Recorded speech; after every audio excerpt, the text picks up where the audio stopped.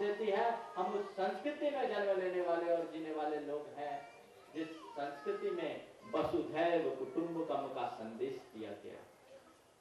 सारे संसार को एक परिवार की तरह से देखने और मानने की प्रेरणा दी गई जिस संस्कृति में। पर दुर्भाग्य है कि आज उसी संस्कृति को पालने वाले लोग अपने परिवार में भी ठीक ढंग से नहीं रह पा रहे हैं। कहा गया कि सारे संसार को अपना परिवार मानो, पर अब अपने परिवार के संसार को भी लोग ठीक ढंग से चला नहीं पा रहे हैं। आखिर इसका कारण क्या है? इसका एक ही सबसे प्रबल कारण है, वह है मनुष्य की संकीर्ण सोच। सोच की संकीर्णता ने हमारी संवेदना को मोथली बना दी, और जहां संकीर्णता होती है संवेदन शून्यता आती है, जहां संवेदन शून्यता होती है वहां संवादहीनता होती है, और जहां संवादहीनता होती है वहां स्नेहहीनता आती है, और जहां स्नेहहीनता आती है वहीं नरक का जन्म हो जाता है। हम अपने सांस्कृतिक इतिहास को पलट करके देखें। हमारे इतिहास बड़े पड़े हैं, हमारे पुराणों के गाथ पृष्ठ पन्ने पन्ने अपना गौरव गान कर रहे हैं, लेकिन हम उसे पहचान नहीं पा रहे हैं। हम रामायण के प्रसंग को देखें। बहुत बड़ी प्रेम रहा जहां एक पुत्र अपने पिता के लिए सर्वस्व त्याग रहा है, एक पत्नी अपने पति के लिए सर्वस्व न्यौछावर कर रही है, एक भाई अपने भाई के लिए सब छोड़ रहा है। ये कितना बड़ा आदर्श है रामायण का। बंधुओं, सच्चे अर्थों में देखा जाए तो रामायण एक आदर्श परिवार का सबसे अच्छा आदर्श है। रामचंद्र जी को जब वनवास की बात आई उनने सहज स्वीकार कर लिया, इसलिए कि यह तो मेरे पिता की आज्ञा है, और पुत्र का सच्चा कर्तव्य तो यही है कि वो अपने पिता की आज्ञा माने। रामचंद्र जी से जब ये कहा गया जैन रामायण के अनुसार, तो एक और विशेष बात मैं आप सबको बता रहा हूं कि जैन रामायण के अनुसार दशरथ जी ने श्री राम को केवल वनवास नहीं दिया। श्री राम को जैन रामायण के अनुसार वनवास नहीं दिया गया। दशरथ जी ने तो केवल इतना कहा कि अयोध्या का राज्य तिलक भरत को किया जाएगा। रामचंद्र जी ने स्वयं होकर वनवास स्वीकारा। बंधुओं, मैं एक बात और आपको बता दूं, जैन परंपरा में श्री राम को बहुत उच्च स्थान दिया गया है। वे सलाका पुरुष में परिगणित किए गए हैं, उन्हें 8वें बलभद्र के रूप में स्वीकार किया गया। वे भी एक मान्य महापुरुष हैं, और जैन परंपरा के अनुसार श्री राम राज्य अवस्था का परित्याग करने के बाद दिगंबर मुनि अवस्था को धारण किए, और उन्होंने महाराष्ट्र की मांगी तुंगी से निर्वाण को प्राप्त किया। आज भी भगवान श्री राम की वो निर्वाण भूमि वहां पर है। मैं रामचंद्र जी की बात कर रहा था। जब रामचंद्र जी को मालूम पड़ा, पिता की तरफ से बात आई कि भरत को अयोध्या का राजा बनाना चाहता हूं, रामचंद्र जी ने कहा आप सहज कीजिए, मुझे स्वीकार है, और मैं अब वनवास को जाऊंगा। खुद होकर वनवास की ओर जाने को तैयार हो गए। लोगों ने कहा कि आप वनवास क्यों जा रहे हैं? रामचंद्र जी ने कहा कि यदि मैं अयोध्या में रहूंगा तो भरत कभी राज्य गद्दी पर नहीं बैठेगा। यदि मैं अयोध्या में रहूंगा तो भरत कभी राज्य गद्दी में नहीं बैठेगा। अगर भरत राज्य पर नहीं बैठेगा तो मेरे पिता का पैर धुला रह जाएगा। पिता का पैर धुला होगा तो उसकी प्रतिष्ठा धूमिल हो जाएगी। एक सच्चे पुत्र का यही कर्तव्य है कि वो अपने पिता की प्रतिष्ठा को सदैव कायम रखे। इसलिए मैं वनवास जाऊंगा। यह है राम का आदर्श। अपने पिता के लिए सब कुछ त्याग दिया, एक सेकंड की भी देर नहीं की, और रामचंद्र जी गए तो सीता ने भी उनका अनुकरण कर लिया।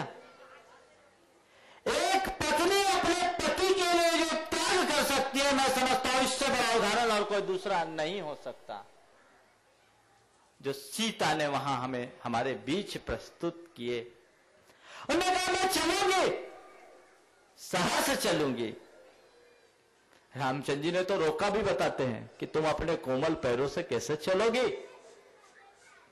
तुम्हारे पैर इतने सुकोमल हो, तुम जंगलों के कंटका कीन मार्ग मार्ग में कैसे चलोगी? तो सीता जी ने जो जवाब दिया वो बड़ा अर्थपूर्ण था। अग्रतस्ते गमिष्यामि मृदनंतिन कंटकान। आप कहते हो कैसे चलोगे? मैं तो आपके आगे आगे अपने कोमल कोमल पैरों से इन तृण किंटकों को कोमल बनाती बनाती चलोगी। धन्य है वो सीता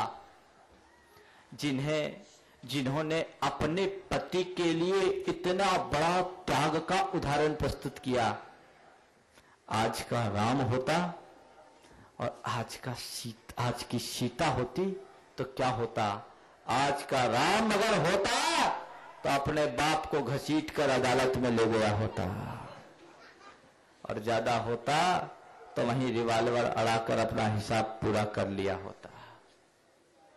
और आज की सीता ये नहीं कहती अग्रतस्ते गमिष्यामि मृदनंतिन कंटकान, वो तो यही कहती ठीक तुम्हें वनवास मिला तुम जाओ, मैं तो अपनी जिंदगी के दिन आनंद से बिताऊंगी। और ज्यादा होते, बाप ज्यादा समझदार होते तो वो कहते ठीक है विच्छेदाय गमिष्यामि न्यायालय में हम तोरा, तुम अदालत जाओ, तुम वनवास जाओ, मैं कोर्ट जा रही हूं, किसी वकील से पूछ रही हूं डाइवोर्स का क्या हिसाब किताब हो, जिसमें ज्यादा से ज्यादा संपत्ति भी मेरे हाथ में आ जाए और जीवन का आनंद भी आ जाए।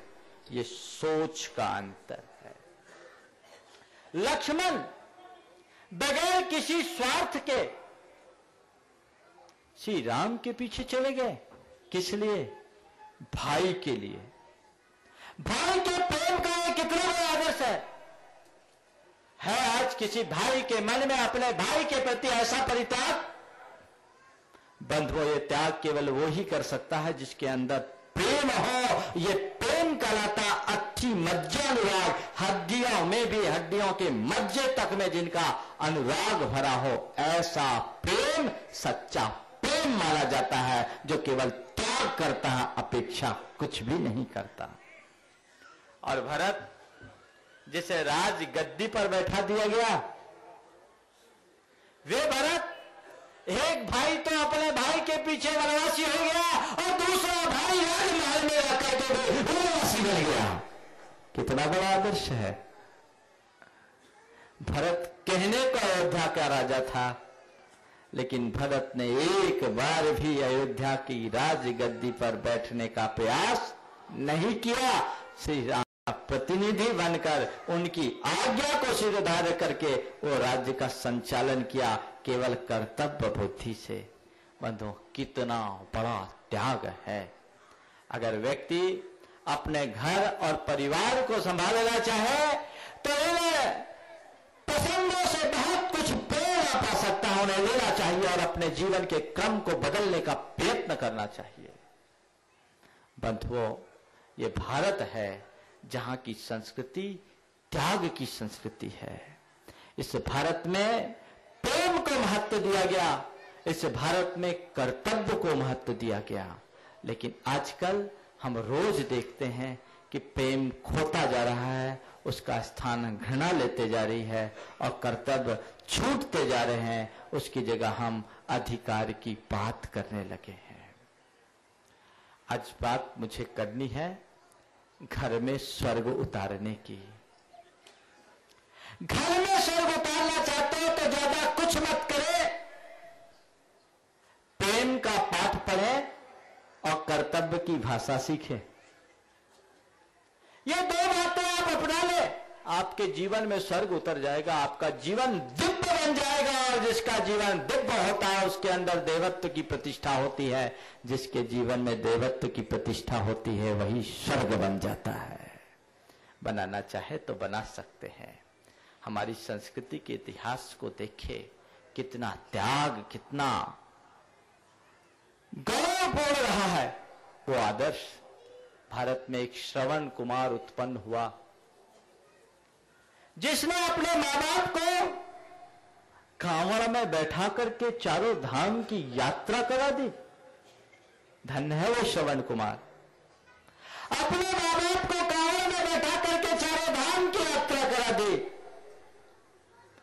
आज कांवड़ में गंगा जल लेकर शंकर पर चढ़ाने वाले लोग तो बहुत निकलते हैं।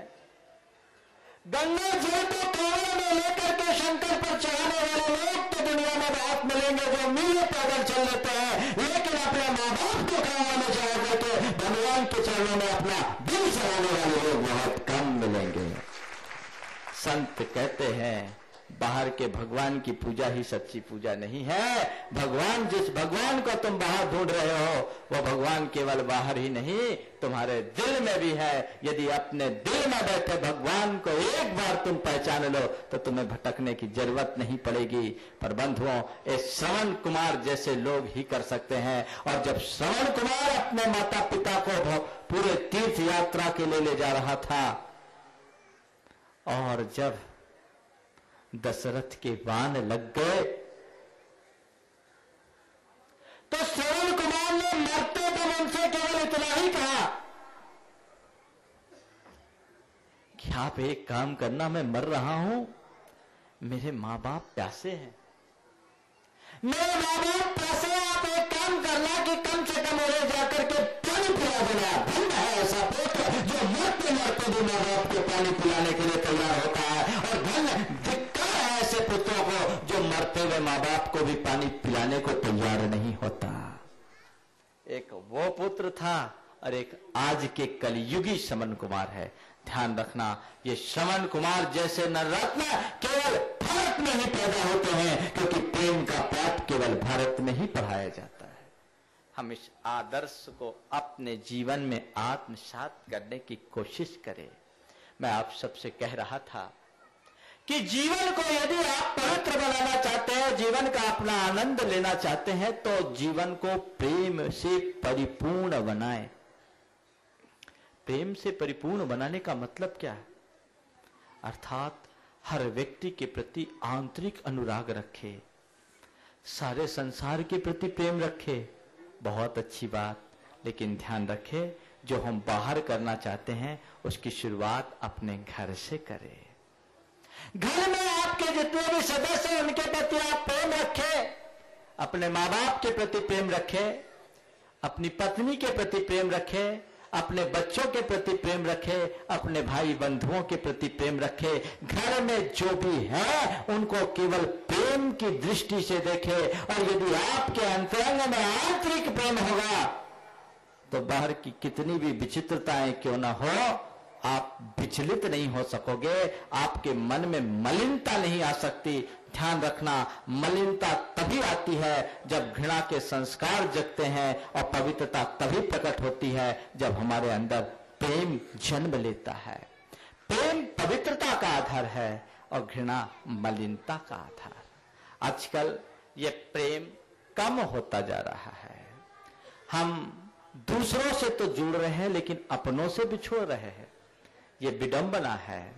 आज लोगों को दोस्तों के घर जाकर के उनके कार्यक्रमों में सम्मिलित होने का पर्याप्त समय है, लेकिन अपने माँ बाप के लिए समय नहीं, अपने परिवार के लिए समय नहीं, अपने भाई के लिए समय नहीं। दूर के लोगों के लिए व्यक्ति सब कुछ करने को तैयार है, लेकिन जो उनके अपने हैं, अपने नजदीकी हैं, उनके लिए उसके पास कुछ भी विचार नहीं है। इस धारणा को परिवर्तित करने की कोशिश कीजिए। जब तक आपकी धारणा इस तरीके से परिवर्तित नहीं हो जाती, तब तक आपके जीवन का कल्याण नहीं होता। संत कहते हैं प्रेम से ही घर के सारे संबंध टिकते हैं। हम किसी से दूर रहे या पास, हमारे दिलों की दूरी न रहे, ये सबसे बड़ी महत्व की बात है। हम बगल में बैठे हुए व्यक्ति से भी यदि दिल से दूर हैं तो हमारी दूरी बहुत लंबी है, और कोई हमसे मीलों दूर है, और यदि हम दिल से जुड़े हैं तो हमसे बहुत नजदीक है। आजकल इस प्रेम का बड़ा अभाव होता जा रहा है। क्यों खंडित होता है परिवार का प्रेम? इस पर हम थोड़ा सा विचार करें। परिवार का प्रेम खंडित होता है इसलिए कि हम सबके प्रति समतापूर्ण दृष्टि नहीं रख पाते। आज मैं आपको कुछ सूत्र दे रहा हूं, चिंता नहीं करना, समय पर आज गाड़ी आई है, आपको पर्याप्त समय मिलेगा। लेकिन जो बातें मैं आज आपसे कहने जा रहा हूं वो जीवन के लिए बहुत महत्वपूर्ण बातें हैं। एक व्यक्ति यदि अपने परिवार को ठीक ढंग से चलाना चाहता है, तो आज मैं उनके बारे में आपको कुछ बिंदुओं पर आपका ध्यान केंद्रित करना चाह रहा हूं। शेष बातें कल सुबह आप सबसे की जाएगी। सबसे पहली बात है, 5 कारणों को आप हमेशा ध्यान में रखें जिनके कारण परिवार की शांति भंग होती है। पहला कारण है विषमता, दूसरा कारण है अवात्सल्य, तीसरा कारण है उपेक्षा, चौथा कारण है असहिष्णुता। पहला कारण विषमता, दूसरा कारण अवात्सल्य, तीसरा कारण उपेक्षा, चौथा कारण असहिष्णुता और पांचवा कारण योग्यता का असत्कार। यह ऐसे कारण हैं जिनके कारण कोई भी घर नहीं रह पाता। घर में आप रहो, घर के जितने भी सदस्य हैं उनके बीच समता रखो। आज जो मैं बात कर रहा हूं घर के मुखिया के लिए कर रहा हूं, कल जो बात करूंगा वो घर के सदस्यों के लिए करूंगा, क्योंकि जब नींव मजबूत होती है तभी महल मजबूत होता है। परिवार में विषमता नहीं होना चाहिए। विषमता का मतलब छोटा बड़ा सबको एक गिनना, ऐसा नहीं। समता लाने का मतलब छोटा बड़ा सबको एक गिनना नहीं, अपितु असमानता नहीं होना, पक्षपात नहीं होना। ऐसे देखे तो हमारी हाथ में 5 अंगुलियां हैं, पांचों एक सी है क्या? कोई बड़ी है कोई छोटी है, लेकिन पांचों हाथ में एक सी जुड़ी है और पांचों अपना काम बराबर से कर रही है। असमानता तो हो पर पक्षपात न हो। जब पिता अपने एक बेटे को जो उसकी ज्यादा खातिरी करता है, ज्यादा सेवा करता है, उनकी बातों का ज्यादा ध्यान रखता है, पिता का झुकाव जब उसकी तरफ हो जाता है तो दूसरा बेटा अपने आप को उपेक्षित महसूस करना शुरू कर देता है। और जैसे ही दूसरा बेटा अपने पिता के सामने अपने आप को उपेक्षित करना महसूस करना शुरू करता है, वहीं से उसके मन में पिता के प्रति दुराव उत्पन्न हो जाता है। और जैसे जैसे पिता के प्रति दुराव बढ़ता जाता है वो पिता से दूर होते जाता है। और एक क्षण ये भी आता है कि एक ही पिता का अपना ही पुत्र अपने ही पिता से हमेशा को दूर हो जाता है।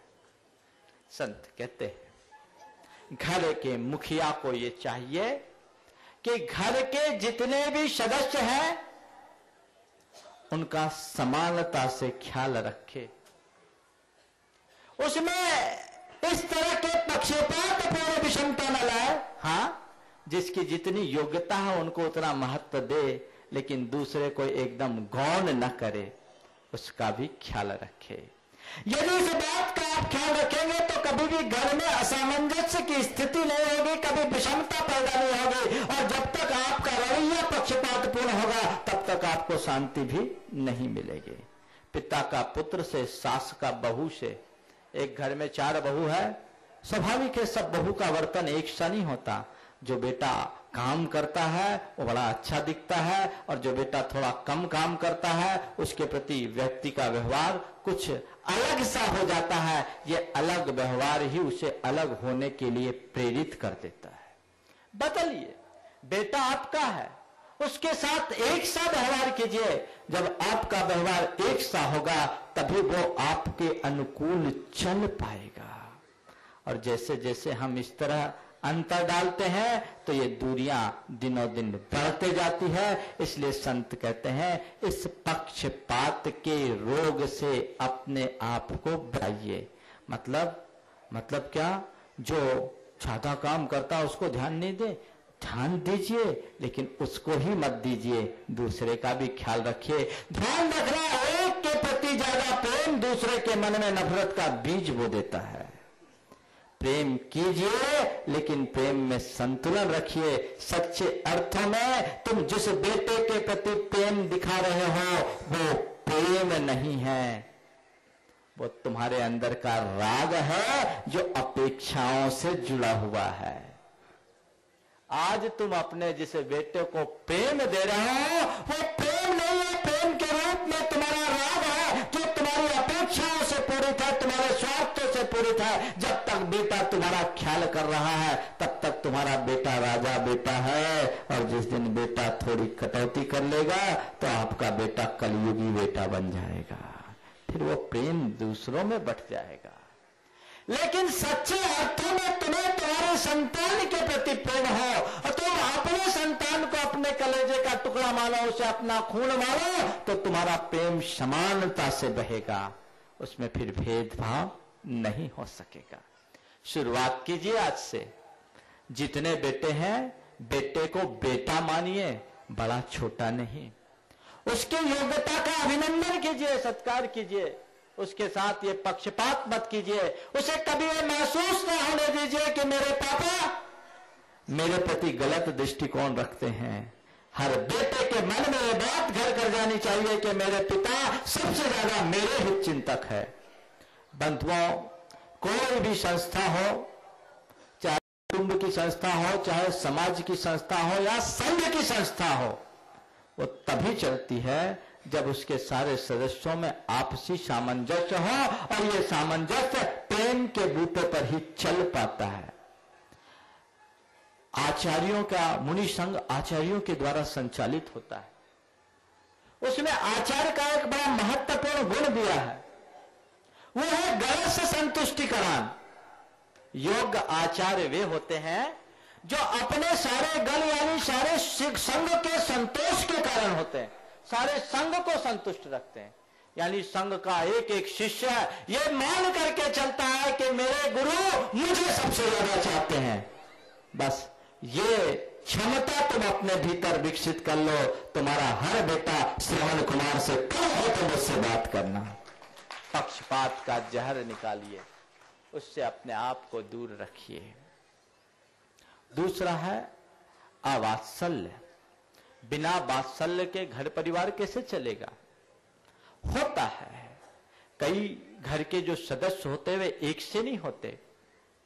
किसी में कोई दुर्गुण आ जाए, कोई व्यसन आ जाए, और भी कुछ इस तरह की बुराई आ जाए, तो आप ध्यान रखो। हम अक्सर करते हैं जब किसी व्यक्ति को बीमारी होती है, रोग आता है, तो हम रोग का इलाज करते हैं, ख्याल रखते हैं ना। रोग का इलाज करते हैं, रोगी का नहीं। रोग को दूर भगाते हैं, रोगी को नहीं। ऐसे ही तुम्हारे घर परिवार में यदि तुम्हारे किसी संतान के द्वारा कुछ गड़बड़ भी हो जाए तो उसके प्रति अपना प्यार कम मत करो, उसके प्रति अपना वात्सल्य बनाए रखो। कदाचित फटकार भी लगानी हो तो वात्सल्य की ओट में लगाओ, उसे डांटो डपटो नहीं। ये ध्यान रखो वो तुम्हारा बेटा है, अपराधी नहीं, और तुम उसके पिता हो, पुलिस नहीं। कई बार बाप अपने बेटे के साथ पुलिस जैसा व्यवहार करने लगता है तो वहीं फिर बेटा उसके हाथ से बाहर निकल जाता है। तुम उसके पिता हो, पुलिस नहीं हो। बेटा तुम्हारा बेटा अपराधी नहीं है। यदि कदाचित उससे कोई चूक भी होती है तो थोड़ा सहिष्णु बनो, उदारता से उसे दूर करो। ये मान करके चलो कि ये तो होता है। व्यक्ति अपनी अनुभवहीनता के कारण, अज्ञानता के कारण, अपनी दुर्बलताओं के कारण ऐसी त्रुटियां कर देता है, लेकिन बड़ी सी बड़ी त्रुटि का भी उपचार संभव है। आप ख्याल करो, जब छोटा बच्चा तुम्हारी गोद में खेलता था तो कई बार तुम्हारी गोद को उसने गंदा भी किया, तो उस समय क्या किया आपने? उसकी पिटाई की थी क्या? गोद में खेलते हुए बेटे जब तुम्हारे गोद को गंदा किया था तब तुमने क्या किया? उसकी पिटाई की कि चुपचाप से उसे एक तरफ किया प्यार से और सफाई की, उसके कपड़े धोए, दूसरे कपड़े बदले, उसे ठीक किया। बस संत कहते हैं यदि किसी से कोई गलती हो पड़े तो अपने वात्सल्य को कम न होने दें, उस वात्सल्य का पूर्ण ध्यान रखें, आपका बेटा सदैव आपके प्रति प्रेम पूर्ण दृष्टि बनाए रखेगा। कोई भी गलती हो प्रथम चरण में माफ करो और उसके बाद उसे साफ करो। गलती को माफ करो, साफ करो, गलती ना दोहराए इसका ध्यान है। लेकिन आजकल गलती के बाद माफ करने की बात तो दूर है, 24 घंटे गलतियां ढूंढने में ही जो बाप लगा रहे, उसका बेटा उसका साथ आखिर कैसे देगा। बंधुओं, ये कुछ ऐसी बातें हैं जो हमारे जीवन में चूकवश हो जाती है। हम व्यक्ति को सुधरने का अवसर नहीं देते। ये भूल जाते हैं कि छोटा बच्चा भी जब 10 बार गिरता है तभी खड़ा होने की क्षमता पाता है। इसी तरह कोई व्यक्ति यदि संसार के काम में आगे बढ़ता है तो कई बार विफल भी होता है, कई बार सफल भी होता है। वस्तुतः अनेक विफलताओं में ही सफलता जन्म लेती है। यदि पहली बार हमने उसको दुत्कार दिया तो सब मामला बिगड़ जाता है। वात्सल्य रखे। आप अपने संतान के प्रति वात्सल्य रखोगे तो संतान आपको पूर्ण बहुमान देगी। लेकिन हम ऐसा कहां कर पाते हैं? ऊपर से वात्सल्य घटता है, इधर से बहुमान घटता है। ये दोनों चीजें एक दूसरे की पूरक बनी हुई है और इनका पूरा ध्यान रख करके चलना चाहिए। जो वात्सल्य देगा उसे बहुमान जरूर मिलेगा। और इसे पलट दो, जो बहुमान देगा उसे वात्सल्य भी मिलेगा। हम हैं जो सदैव बहुमान की बात तो सोचते हैं, वात्सल्य की बात नहीं सोचते। हम ये सोचते हैं कि मैं पिता हूं तो मेरा ख्याल मेरे बेटों को रखना चाहिए, मेरी बात माननी चाहिए, मेरी आज्ञाओं का अनुकरण करना चाहिए, जैसा मैं कहूं वैसा करना चाहिए। पर ये नहीं सोचते कि मैं पिता हूं तो मुझे मेरे बेटे के लिए क्या क्या करना चाहिए। यही चूक हो जाती है। वात्सल्य का भाव रखे। व्यक्ति की गलतियां हों उसे दूर करे। महाराज, ऐसी गलतियों को हम चुपचाप करते रहेंगे तो गड़बड़ नहीं हो जाएगा? नहीं, मैं आपसे ये नहीं कह रहा हूं कि आप अपने बेटे को स्वच्छंदी बना दो, पर मैं आपसे ये कह रहा हूं कि बेटे को इतना नियंत्रित भी न करो कि वो जकड़न महसूस करने लगे। उसे पूर्णतः स्वतंत्र भी न करो तो पूर्णतः स्वच्छंद भी न रखो। कुशलता क्या है? आपने देखा कोई पौधा लगाया जाता है, किसान जब कोई पौधा लगाता है तो पौधा लगाते समय उसके चारों ओर कतीली बाड़ भी रखता है, लेकिन पौधे से चिपका करके नहीं, एक दूरी बनाकर, थोड़ी दूरी बना करके जब वो पौधों के चारों तरफ बाड़ लगाता है तो पौधे बढ़ते भी हैं, उनकी सुरक्षा भी हो जाती है और स्वतंत्रता भी बची रह जाती है। उसकी स्वतंत्रता भी बची रह जाती है और सुरक्षा भी रह जाती है। बस यही आप अपनाइए। अपने बच्चों पर नियंत्रण तो रखिए, पर उनकी स्वतंत्रता को खंडित मत होने दीजिए और उन्हें इतनी स्वतंत्रता भी मत दीजिए कि वो एकदम से स्वच्छंद होकर आपकी मर्यादाओं का भी उल्लंघन करते। कांटे की बाढ़ हो लेकिन एक सुरक्षित दायरे में तय है, वो बाढ़ नहीं लगाई जाएगी तो उसे पशु नुकसान पहुंचा देंगे, वो पेड़ बढ़ेगा नहीं। यदि बच्चों पर थोड़ा नियंत्रण ना हो तो बच्चे उच्छृंखल हो जाएंगे। नियंत्रण होना चाहिए लेकिन अति नहीं, कठोरता पूर्ण नहीं। कुछ गलती हो तो उन्हें सीख दो, सजा नहीं। हम सीख नहीं देते, सजा दे देते हैं। यदि तुम्हारे मन में प्रेम हो, तुम्हारे मन में वात्सल्य हो तो तुम्हारी कोई भी सीख सजा का रूप नहीं ले सकती। वो उसके सुधारने में बहुत सहायक बनेगी। तीसरी बात, उपेक्षा। आप कद्र करें। परिवार में बहुत से लोग होते हैं, लेकिन आज लोगों में एक बड़ी कृपणता आ गई है। वो कृपणता है किसी के गुणों के कद्र की। कोई व्यक्ति कितना भी गुणवान क्यों ना हो, हम उसके लिए प्रशंसा के 2 शब्द भी नहीं बोलते। मामला गड़बड़ हो जाता है। संत कहते हैं घर में जो भी सदस्य हों, जैसे भी सदस्य हों, उनके जो गुण हैं उनका मूल्यांकन करो, अवगुणों को मत देखो। गुणों का मूल्यांकन करो, अवगुणों को मत देखो, अवगुणों की अवहेलना करो, अवगुणों का सत्कार करो, प्रशंसा करो। घर के जितने सदस्य अगर एक दूसरे की आप प्रशंसा करने लगो तो फिर देखो आपका बेटा आपके पीछे कितना पागल हो जाता है। एक पिता अपने बेटे से बड़े परेशान रहा करते थे, काफी मेरे परिचित है, अक्सर आया जाया करते हैं। वो हमेशा अपने बेटे की शिकायत करते हैं, बोलते महाराज मेरा बेटा है, कहीं बिगड़ ना जाए, बिगड़ ना जाए, बिगड़ ना जाए। बड़ी दिक्कत होती थी। मैंने एक दिन बेटे से बातचीत किया तो मुझे लगा कि बेटे का दोष कम, उसके बाप का दोष ज्यादा है।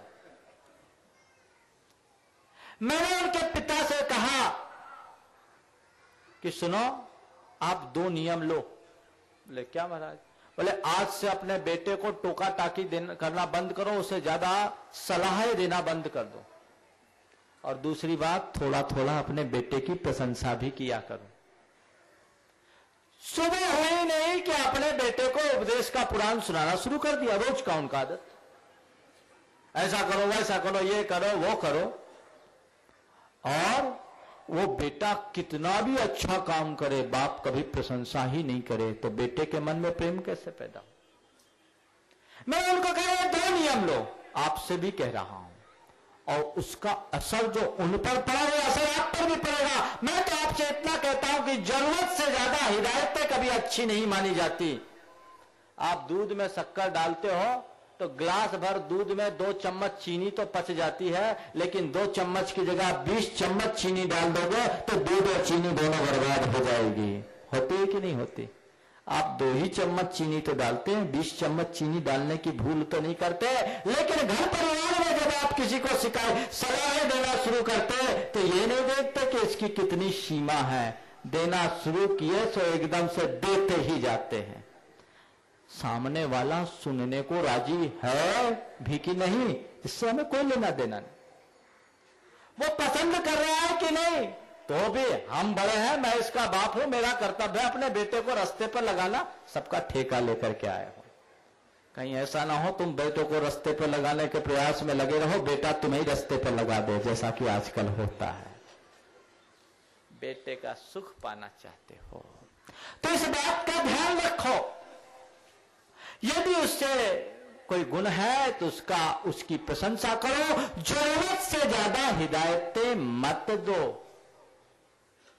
सीमित सलाह दो, और सलाह भी तभी तक दो जब तक कि वो मानने को राजी हो। नीति है सीख ताही को दीजिए जाको सीख सुहाए, और सीख जो दीनी वानरा बया का घर जाए।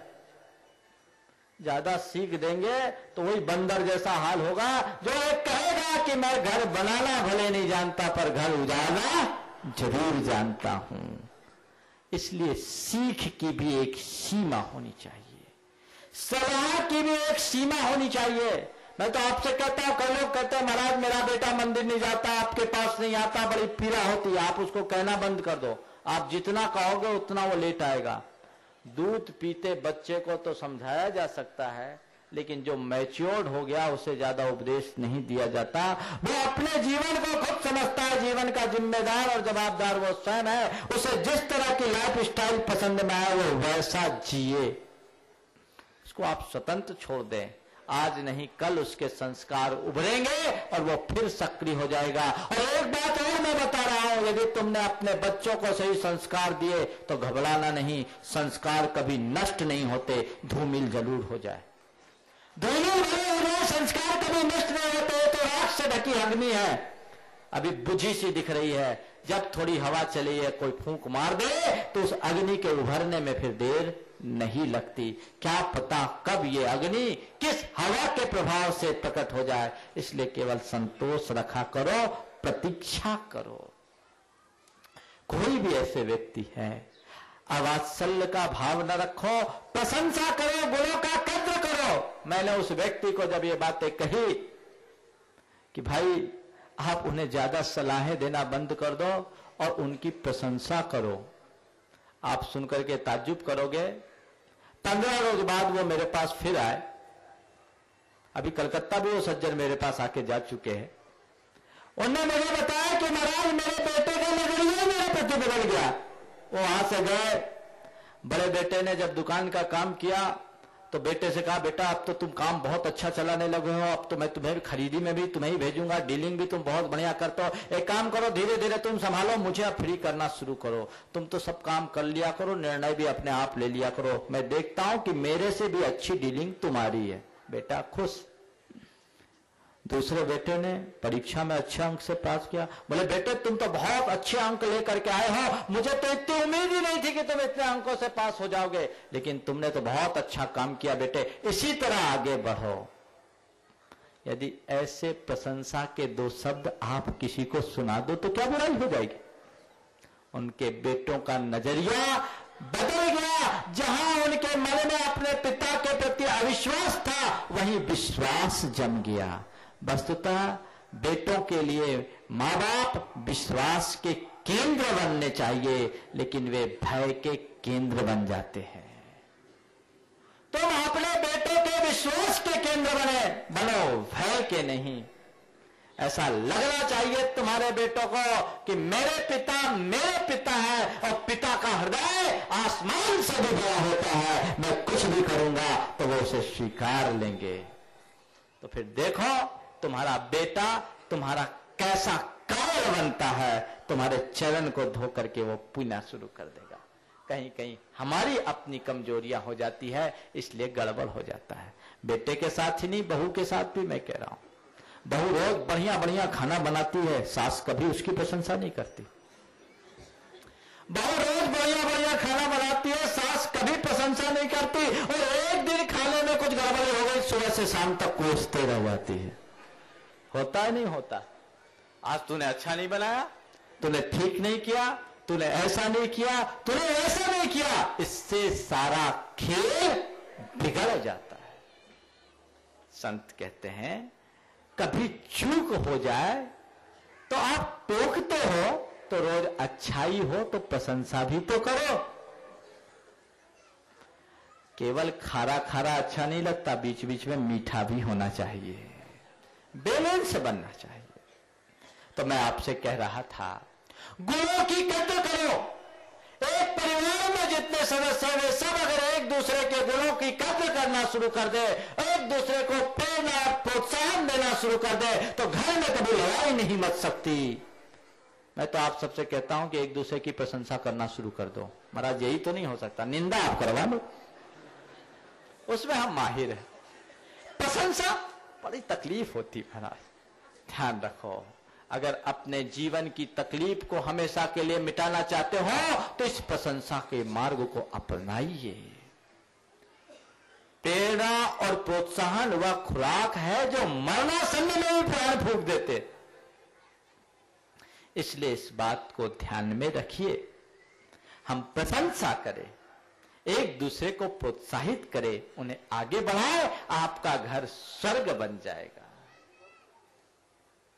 चौथी बात है, सहिष्णु बने। सहनशीलता बहुत बड़ी ताकत है। जिस घर का मुखिया सहनशील होता है वो सारे घर को एकता के सूत्र में पिरो लेता है।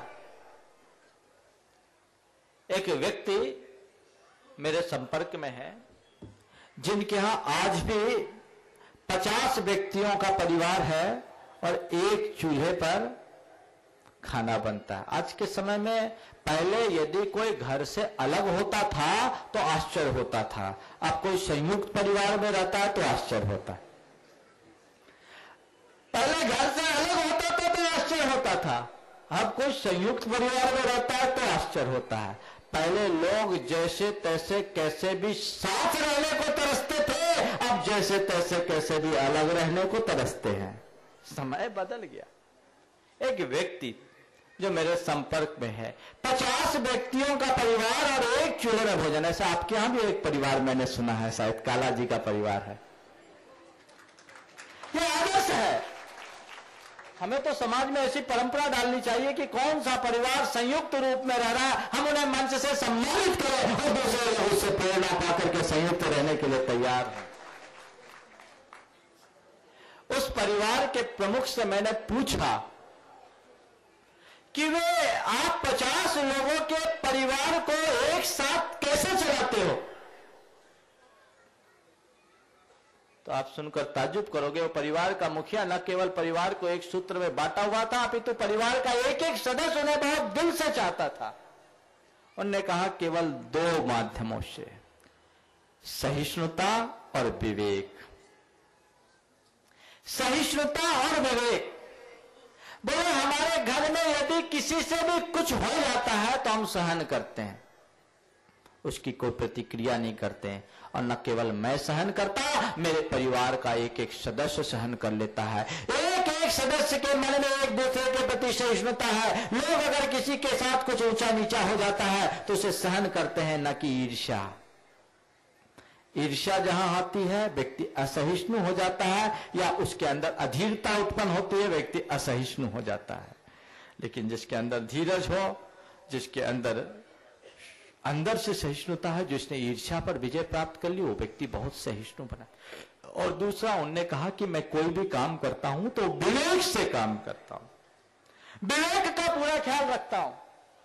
मैं कोई भी चीज लाता हूं तो उन्होंने कहा मेरे घर में 7 बहुएं हैं, उनके बेटे हैं, उन बेटों की बहुएं हैं, पोते हैं, नाती पोते सब है, भरा पूरा परिवार है। लेकिन मैं बहुत विवेक रखता हूं कि यदि कोई भी चीज लाता हूं तो एक के लिए लाता हूं तो सबके लिए लाता हूं।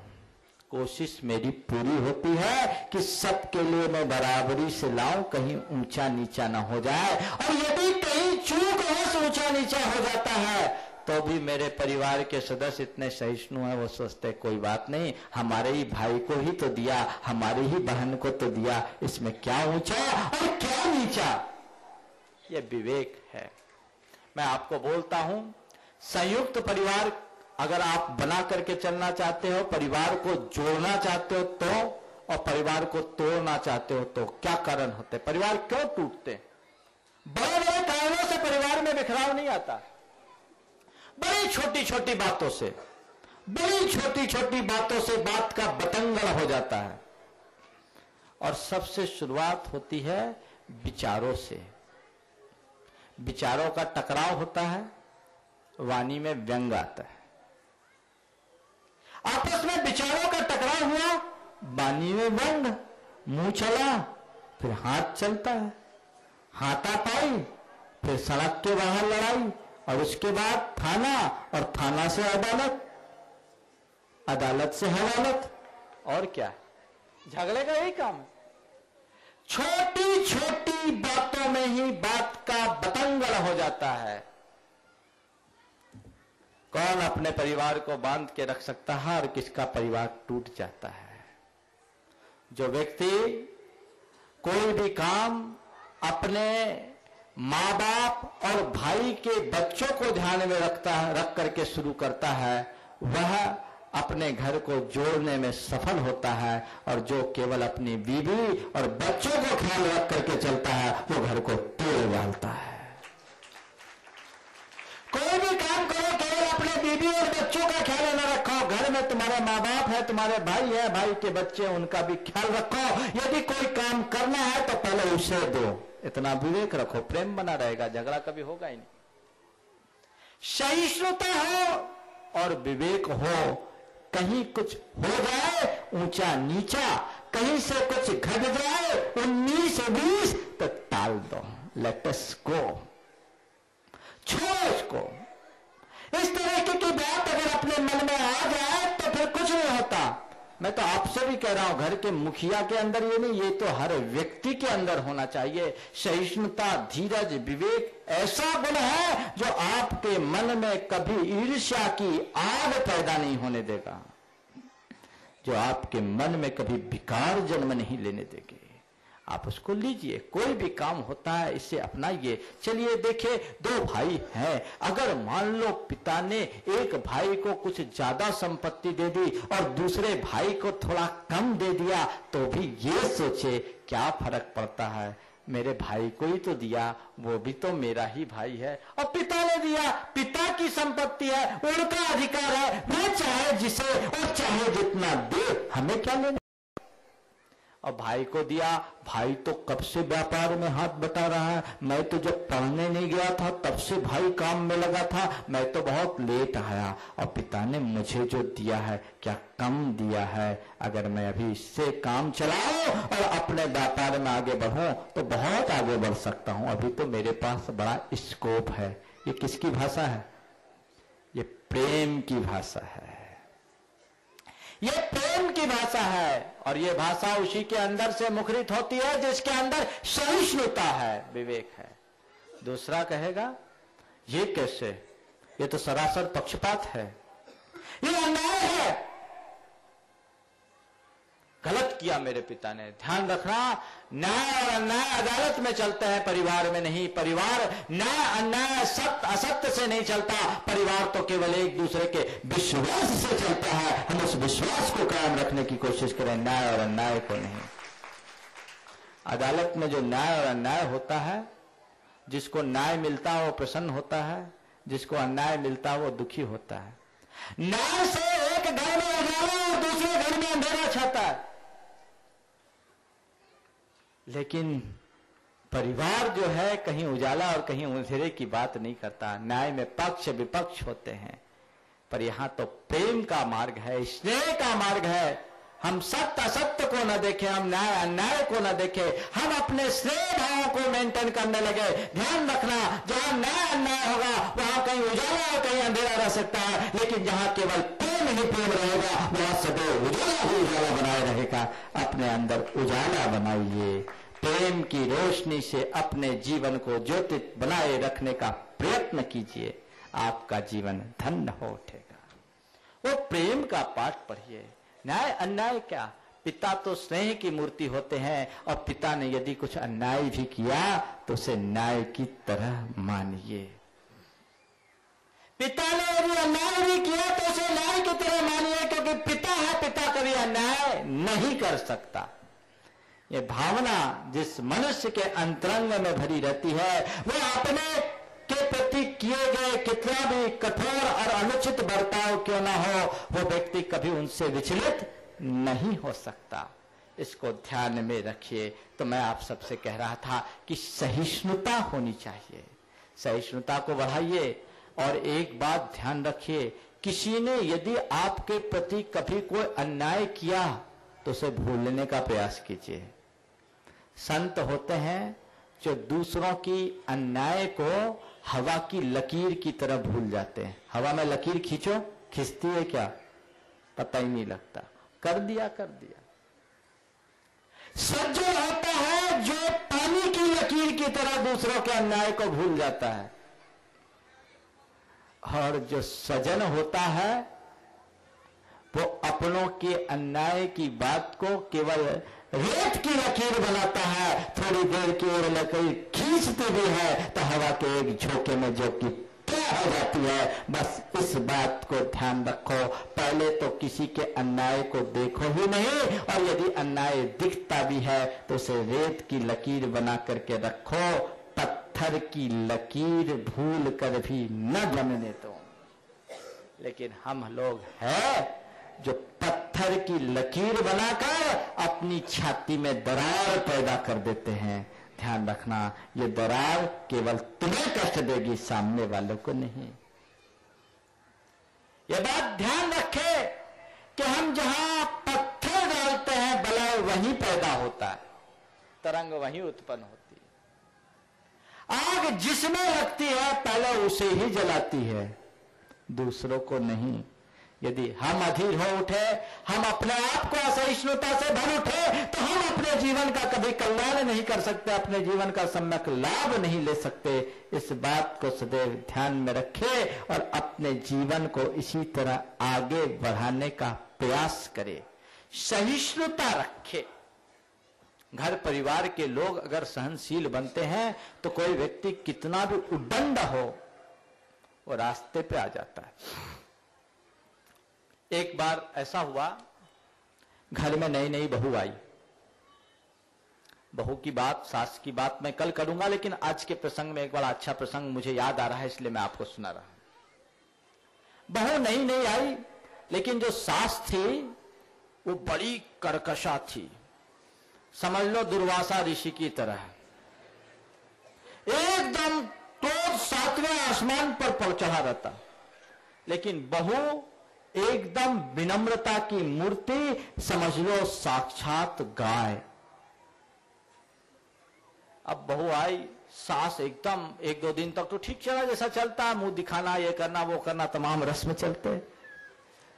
तीसरे दिन से सास अपने पर उतर आई और कहना शुरू कर दी, कल मुही पता नहीं विधाता को किस भाव का बैर लेना था जो मेरे घर में ठेल दिया, कुछ समझ भी नहीं आता, कुछ करती न धरती, मैं इतना बोलती हूं कुछ जवाब ही नहीं देती, तेरे मुंह में जीभ नहीं है क्या?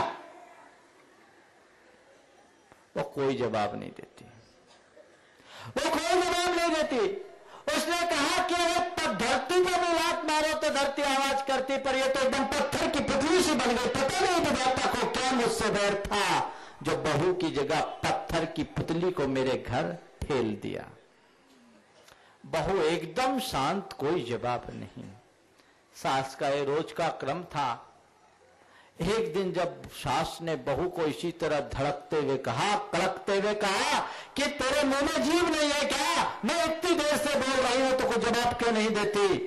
बहू ने एकदम शांत भाव रखा, सहन करती रही कि तभी पड़ोस की एक महिला निकली।